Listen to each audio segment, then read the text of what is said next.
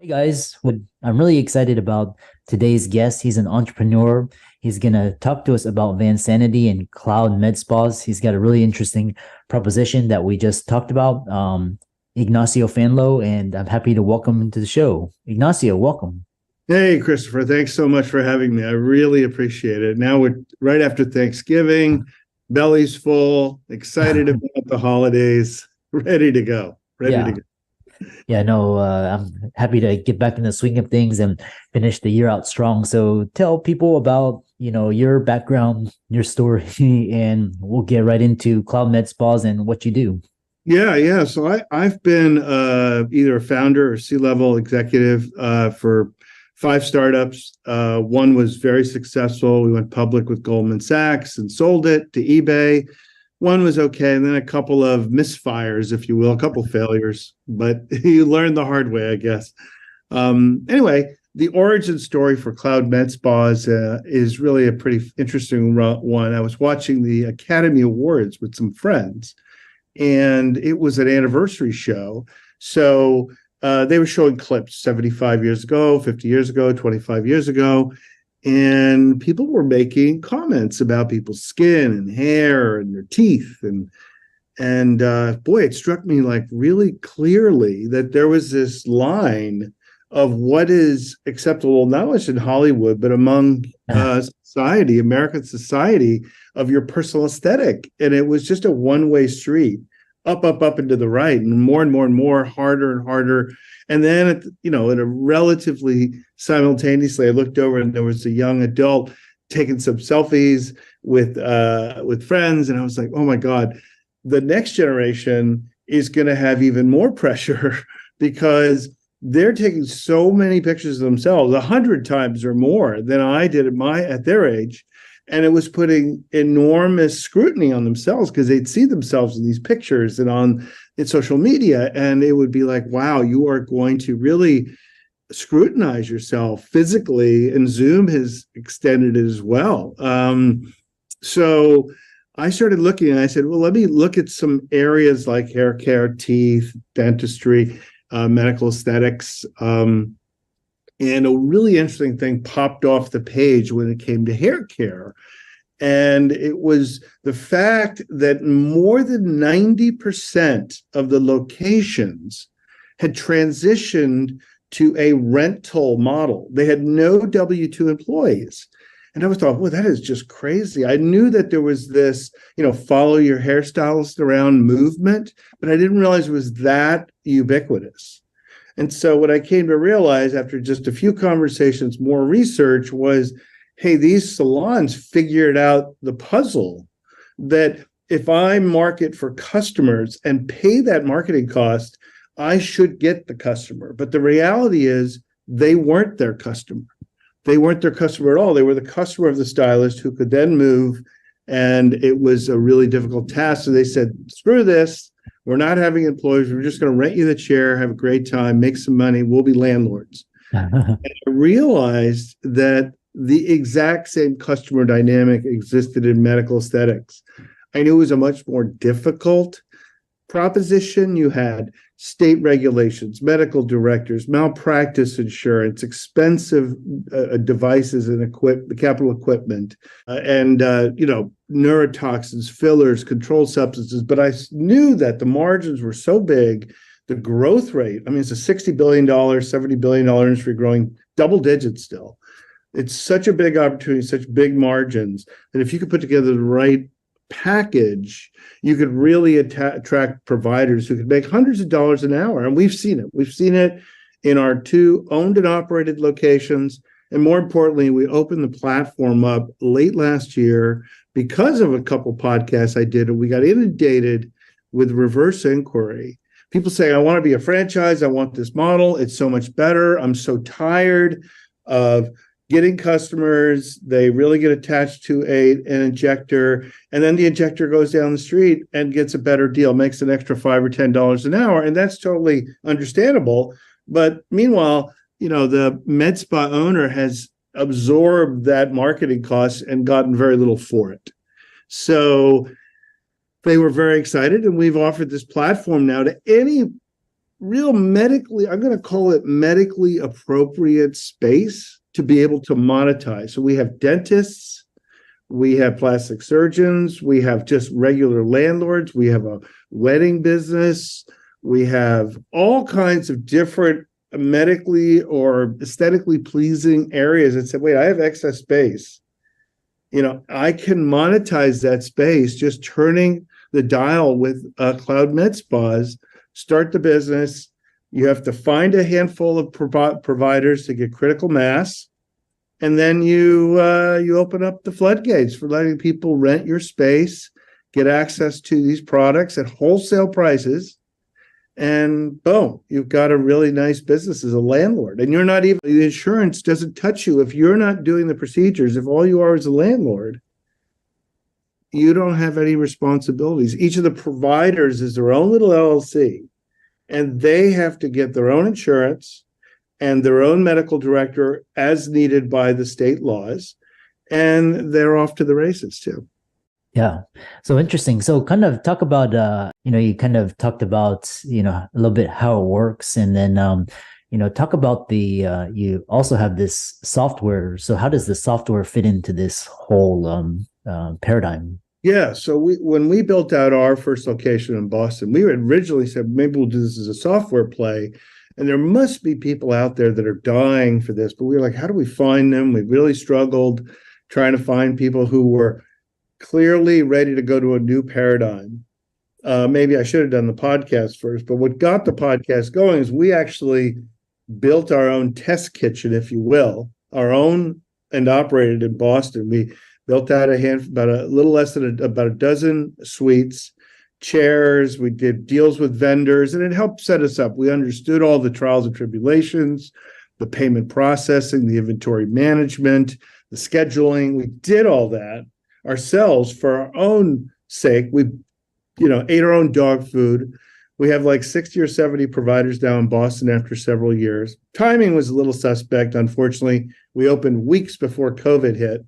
So we got, kind of a shot to the solar plexus in terms of initial momentum. It was tough, but we got through it. We've got people doing it. And then I went and did a couple of podcasts a little over a year ago about Vansanity and us being ready to open the platform with the software and the services and all those relationships with vendors, and said, hey, anyone in America, and actually we got calls from Hong Kong and UK and other places too, but anyone that would love to transition to a rental model from the med spa industry, and or they had some space available and they were like, I'm a personal trainer, I'm a dentist, I have appropriate space that's extra, that's just gathering dust, and I can turn it into money, not unlike what happened with Airbnb with the room above the garage. Let's turn that extra room or two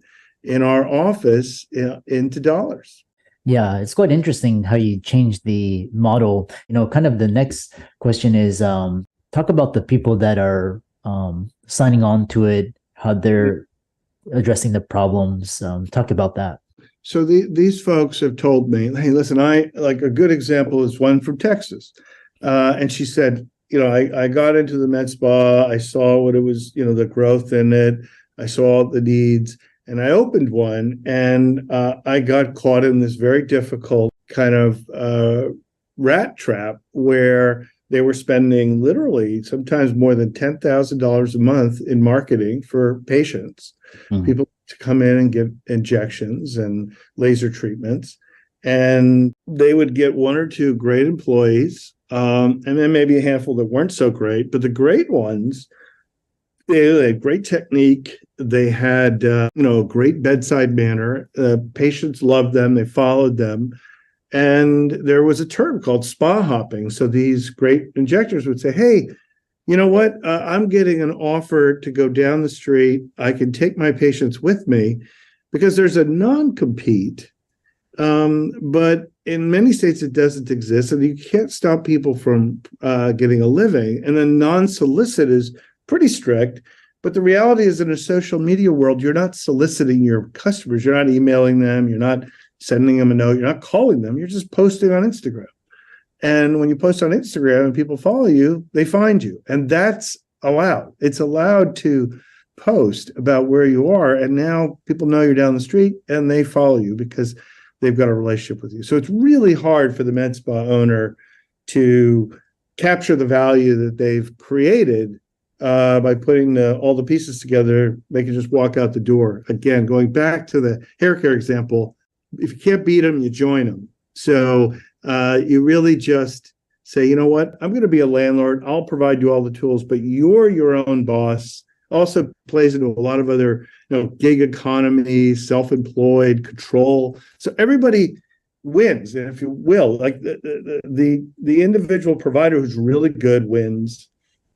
The med spa owner provides the right environment for this wins, and we win a little bit by providing the software and services. And it's the alignment of those interests as opposed to fighting each other for like, oh, I paid for the marketing, I want this, you want. It's like, let's align all the interests and everybody wins because there's enough on the table here that everybody ends up with a good experience, including the patients. One of the questions is, they have a aesthetics practice, or do they need to own a med spa in order to convert to an MSO med spa? Tell people what an MSO med spa is. And MSO is just a word in the med spa industry. It does have a bit of a pejorative flavor to it. It just is. It means management services organization. The model I love is Marriott. People think Marriott is a hotel company, but they're not. They're a hotel management company. They only own a handful of hotels. They franchise a bunch, but they manage Ritz-Carlton, Sheraton, Four Points, Renaissance. So they're a management services organization. They're the software and services behind tens of thousands of hotels. And now this platform, we're about to launch something in the coming week or two with semaglutides. And I'm sure you've read about them, these weight loss drugs. And they're not just for weight loss. They are like a miracle drug. I mean, there's reduction in kidney disease, heart disease, alcoholism, drug abuse. I mean, it's incredible, this drug. And we have, if you will, a perfect customer base to market to. So we have hundreds of providers who have thousands of patients. And these are folks that, are clearly looking to take care of themselves. We're not trying to give it to runway models trying to lose 5 pounds. I don't think that's appropriate. But there are a lot of people that, in today's world would be considered overweight or maybe even slightly obese. And they're like, hey, I want to feel better about myself. I would love access to these drugs. And the FDA has, approved the drugs, but it was also given an exemption now for a while to do compound pharmacies. And we have a way with a partner to make this all work really simply. So these providers now have an incremental passive revenue stream that we can say, hey, market this to your patient. We'll take care of all the back end and you get a passive income stream for years.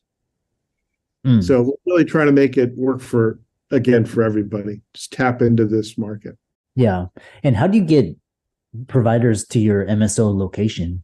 Yeah, so that is the responsibility of the MSO owner. So we say to the owner, you have two things. We'll do everything else. You have two things you need to do. Figure out the real estate. You either own it or you could lease it. We've got a couple of people who just said, hey, I love this idea so much. I'm going to go lease new space and use your back-end model. And the other thing you do is you do the real estate. And the second thing you do is get providers.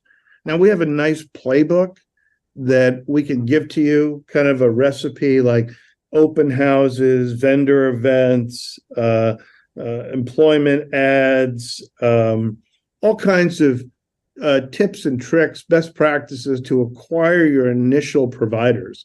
And once you get 10, 15 providers, you'll find that 2 or 3, 4 of them, 20% or so, are just killing it, like literally killing it. They're doing a couple neurotoxin, Dysport, Azaman, and neurotoxin 2 in an hour.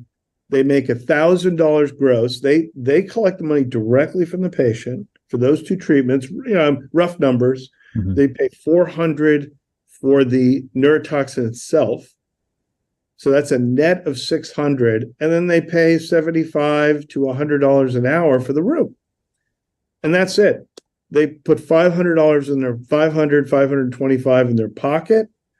They pay for things like, if they do some paid social media marketing, they have to pay their monthly medical directorship fees, whatever that is in the state. Malpractice is about $100 a month in this category. So if you do it right, you can clear several $100s an hour as a provider here. Our canonical examples are nurses that used to work 3 shifts a week of 12 hours, 36 hours a week. They made 50 or 60 an hour, which was about 80 to 90,000 a year. And now they're doing this 10 hours a week, 10 hours a week, literally 1/4 of the time, making slightly more money, a little over 100,000. It's insane. It's insane. And they have complete, another one of those great things about they have complete control, obviously subject to their patients, but basically complete control of their time and total flexibility. Yeah. Yeah. Interesting. How do people contact you, follow you, learn more about this, reach out to you, etc.? So you can get me at sales@CloudMedSpas, the plural.com, or info@CloudMedSpas.com. You can also reach me directly on my phone. I take these because I love talking to the customers. I learn every single time. It's a Bay Area number. I was there, 415-613-2640. Again, 415-613-2640. Yeah. And for all the audience out there, let's thank Iggy for coming on. It's really interesting. I need to do more research and study. It's because I know a lot of med spa aesthetics is booming. And all of Iggy's resources will be in the links and show notes. And with that, thanks so much for coming on. All right, Chris, Dr. Lou, thank you so much for having me. I really